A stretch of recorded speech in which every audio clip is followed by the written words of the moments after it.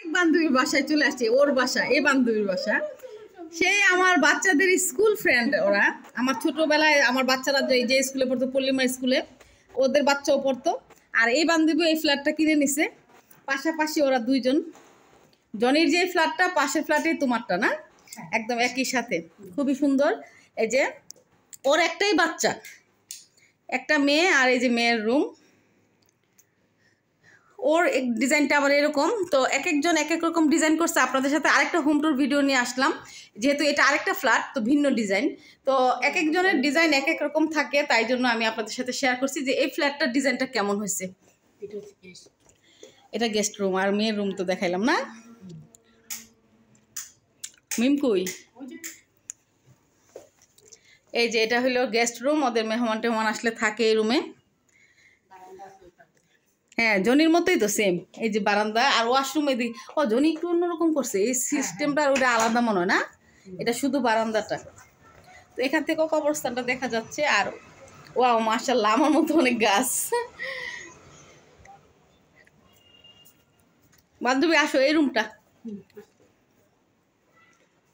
তো এই তো ওই ফ্ল্যাটের চেয়ে এই ফ্ল্যাটটা একটু ছোট, কিন্তু ছোটোর মধ্যে তোমরা এভাবে সাজায় নিতে পারো।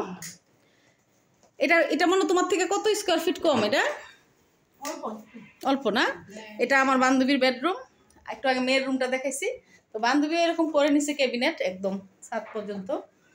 এটা ওয়াশরুম, আর ড্রেসিং টেবিলটা এইভাবে করে নিছে।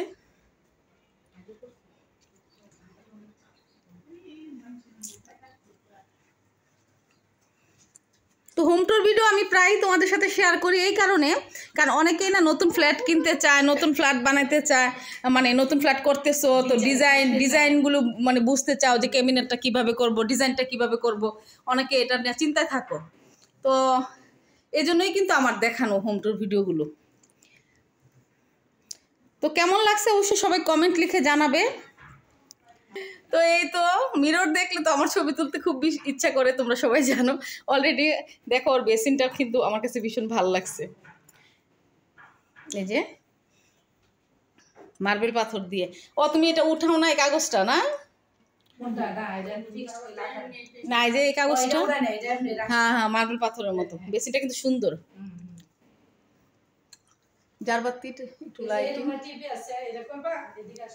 মেয়ের রুমে দেখছি তো, হ্যাঁ মেয়ের রুমটা দেখাইছি। হ্যাঁ, মেয়ের রুমের আলমারিটা দেখাইছি ফার্স্টে, আবার দেখাচ্ছি। এই যে মেয়েরটা একদম ছোট্ট করে সুন্দর করে করা হয়েছে। আর এই যে মেয়ের রুমটা, টিভি, ছোট্ট একটা ড্রেসিং টেবিল, মেয়ের খাট। তো এই যে মেয়ের পড়ার টেবিল। মেয়ে আবার 5 ওয়াক্ত নামাজ পড়ে, মাশাআল্লাহ, খুবই ভালো। মিম আমার ছেলের সাথে লেখাপড়া করতো ছোটোবেলায়, ওপরে সেন্ট্রাল গভর্নমেন্টে চলে গেছে। ছোটোবেলায় এক স্কুলে পড়তে, বড় হয়ে ও সেন্ট্রাল গভর্নমেন্টে চলে গেছে, আমার ছেলের আইডিয়ালে চলে গেছে। এই তো, কিন্তু বান্ধবী কিন্তু পেয়ে গেলাম ঠিকই। দেখো ঘুরতে ঘুরতে, আমি জানি না জনির বাসার পাশে যে মিমদের বাসা, কিন্তু জনির বাসায় এসে দেখি ভর্তা আয়োজনে ও আছে, ভর্তা পার্টিতে। তো আইসেই কিন্তু বান্ধবীকে পেয়ে গেছে। আসলে টান থাকলে কখন কার দেখা হয়ে যায় বলা যায় না। তো পুরনো বান্ধবীর সাথে ঠিকই আমার দেখা হয়ে গেল। বান্ধবী, অনেক ভালো লাগলো এত বছর পর দেখা হয়ে।